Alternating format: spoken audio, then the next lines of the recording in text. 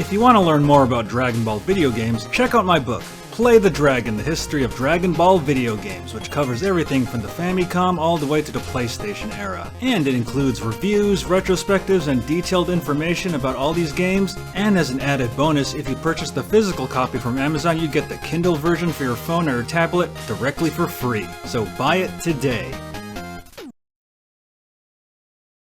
So how strong is Goku's base form in Dragon Ball Super and Dragon Ball Super Broly? As we watch the series progress, Goku's base form gets stronger and stronger and stronger, and it's very hard to quantify how strong he actually got, but we can try to kind of figure it out here in this video. Of course, when it comes to scaling, I have to invite the daddy on to discuss it with me. Please welcome back to Geekdom 101, Seth the Programmer. Nice to have me. What's up, everyone? Yes. Speaking of daddy, I want to tell him the story. So the other day I hit you up to do this video and you're like, yeah, I'm with my girl and we're watching The Boys. And because you didn't capitalize The Boys, I was like, wait a minute, you have kids? And then you're like, no, the TV show. And I thought that was really I thought it was funny because I thought I'm an like actual you really, father now. You're an actual father now. That's what I thought. Like he's actually daddy, but not yet, right? Yep. All right, let's talk about Goku's base form. So the first thing I want to talk about here, and I want you to really explain to the people, is I think people highball the Super Saiyan transformations a little bit in the sense of they think that because anybody's a Super Saiyan, they all of a sudden can win. And a Super Saiyan transformation is basically a multiplier. Now, you did a video, a very interesting, controversial, but good video about how you feel the Super Saiyan multiplier. It's a variable number that it may change. But Goku's base form has to be at X level in order for that Super Saiyan form to really be effective. Case in point, Bardock's at 10,000. If he goes Super Saiyan, he's not going to be strong enough to even beat third form Frieza. Whereas Goku stomped fourth form Frieza at 100%. But as Dragon Ball progressed, I think people just assume like, oh, well, if this person hits this form, they're good. And that's not necessarily the case. It's kind of what Dragon Ball Super used Champa to make fun of, or Champa, or whatever you want to call him. But where Champa was like, what? How is base Goku beating up a Super Saiyan? Like, they're transformed. He's not. Like, they didn't understand, like, the concept that a base Saiyan can actually surpass their Super Saiyan form. And look at Broly. I love how in the movie, and that's the first time ever in Dragon Ball that I can remember the term base form actually being used. And Goku says, wow, Broly's doing it even in his base, because Broly's an example of how strong a base form is. So just based on scaling, how strong do you think Goku's base got in the Tournament of Power and in Dragon Ball Super Broly? Like, is he universal tier in his base?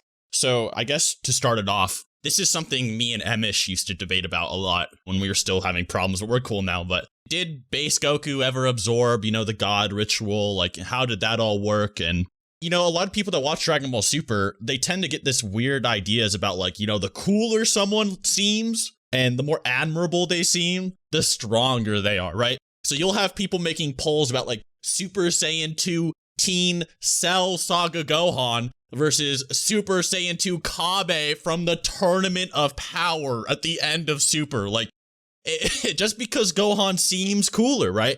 Dude, there was one that blew my mind that somebody texted me. It was basically on Facebook, and it's a picture of Super Saiyan 2 Gohan from the Cell Saga and Majin Vegeta. I'm like, did you pay attention to this show? Yeah, exactly. So in Super, you have Goku fight Beerus in his ritual form. It turns down to Super Saiyan, and then he starts fighting Beerus. Goku doesn't notice Super Saiyan God is gone. He still thinks he's still a god. I don't know how he didn't notice, by the way. Like, when you watch, like, Omen Goku versus the Pride Troopers in first person, you could see his aura blaring over his eyes. You think he would notice, but maybe he's just focused or something. But he's fighting Beerus in Super Saiyan, and Beerus is like, you're not, like, in your god form, right? But you retain the power, and he's like, oh, shit, I didn't know. And then Beerus flicks an energy ball. He's like, all right, let's see what your limits are, because you seem to be breaking your limits in this fight. Starts snapping his fingers, making his death ball bigger and bigger. And then base Goku punches the death ball that not even Super Saiyan, ritual level Goku could handle, and then he retains that power for later. Yeah, he basically absorbed the God power into him, which for a long time was referred to as Saiyan Beyond God, and that's the same power that he used against Frieza. When Goku fought Frieza in Resurrection F arc and movie, a big portion of that fight was Goku in base, which is crazy. Like, when we first saw that, I don't know about you, but I was blown away, because it's like, how the hell can base Goku be this powerful. But I mean, it made sense to me. Like, he absorbed the God power. He learned how to control it. He trained with Whis. In the Revival of F movie, it definitely debunks that whole concept of like, Goku didn't surpass Super Saiyan or something like that. Like, completely. Piccolo and Gohan are getting like obliterated by first form Frieza, and then Piccolo is a guy that was fighting the androids who were stronger than Super Saiyans back in the day, blah, blah, blah. And then he has years of training now.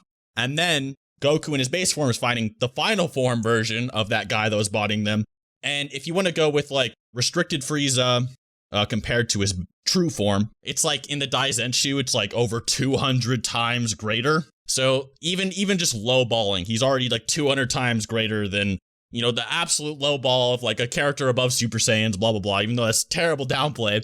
And on the back of that Revival of F box set says he got infinitely stronger, which is funny. But yeah, you could use that as a scaling point, I guess. But I mean, we always see that. It's just a side point. Yeah, it's just a side point. But the main argument, though, is that he absorbed the God ritual. The Goku Black arc is literally just them fighting Zamasu, who took over base Goku's body. Like, and then this base Goku is insanely powerful. Like, Goku Black is using Super Saiyan Rose, which is his version of Super Saiyan God, Super Saiyan. It was hinted to be Super Saiyan for a while in the anime, but now it's God form it's or blue, whatever. Yeah. His own twisted version, like you said. But the thing is that base Goku Black was forcing, Vegeta to go blue and stuff like that. And then when he went Rose, he just one-shotted him. He was forcing these characters to power up a lot. Yeah. And then Vegeta and the cast start beating up Goku Black after he has this ascension. And eventually it gets to the point where base Goku is like rivaling Super Saiyan Trunks when Infinite Zamasu appears, even though Super Saiyan Trunks was just clashing with Goku Black and Zamasu earlier. I remember when that arc was going on, you and I were talking, and I was like, this has to be a nightmare for you. You know what I mean? And that arc really, what it did, it was introducing, like, Saiyans can really go beyond their limits in a fight, or whenever they get beat up. Like, it was reintroducing the concept again. They kind of did it versus Beerus, but then they dropped it in the Universe 6 Goku thing. Black being the big example, because Zamasu was nothing until he took over that body. So they were reintroducing the concept. In the Tournament of Power, you have examples like base Goku fights Caulifla Super Saiyan 2. It's really interesting there because it's like, okay, you have the Universe 6 saga where Vegeta was monologuing in his head in the manga and said out loud in the anime that Kabe was just as powerful as he was. And then here's base Goku, who can't even go Super Saiyan, taking on a girl who's stronger than Kabe in her Super Saiyan 2 state. That's a great example. Didn't even think of that.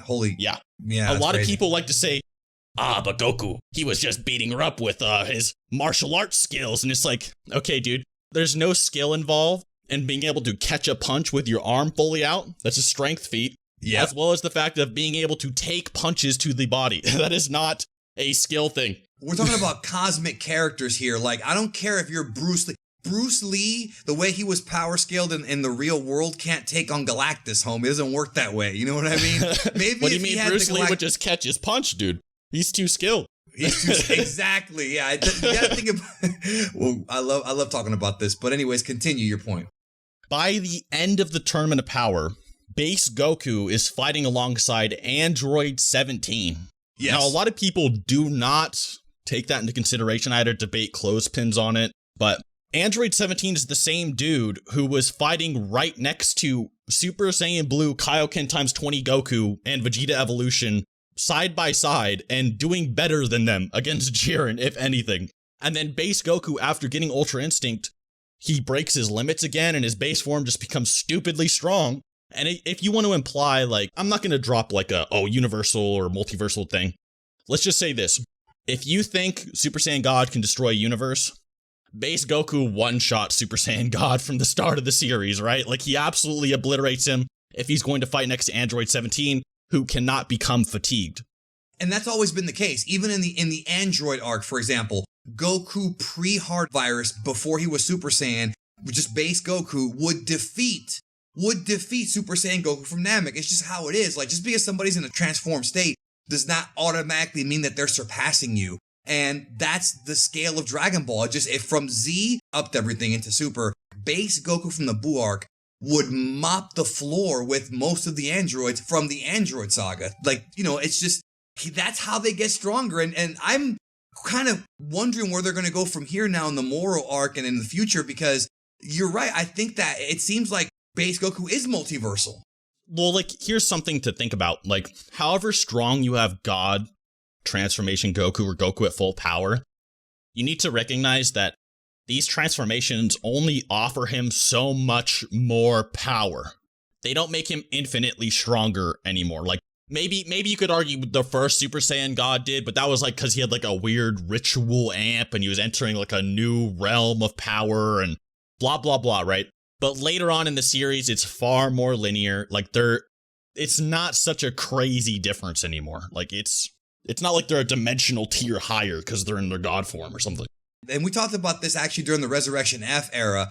They might not even need transformations anymore. I mean, they gave it to us because Toei wants to sell toys, Bandai wants to sell toys, so we're always going to get new forms. But their base forms are enough, I feel. So thank you so much for being here. Make sure you check out Seth the Programmer's channel and check out that video he did about the Super Saiyan multiplier. It's a very, very well thought out video. Even if you don't agree with Seth, you know, the videos are quality in my opinion. And you've even deleted ones that I loved. And that kind of makes me sad because they were good from back in the day. Sometimes I just go with the views, but we'll see. I understand. Well, thanks everybody for listening. Leave a comment down below. What do you think about Goku and his base? And we'll talk to you next time. Thanks for having me.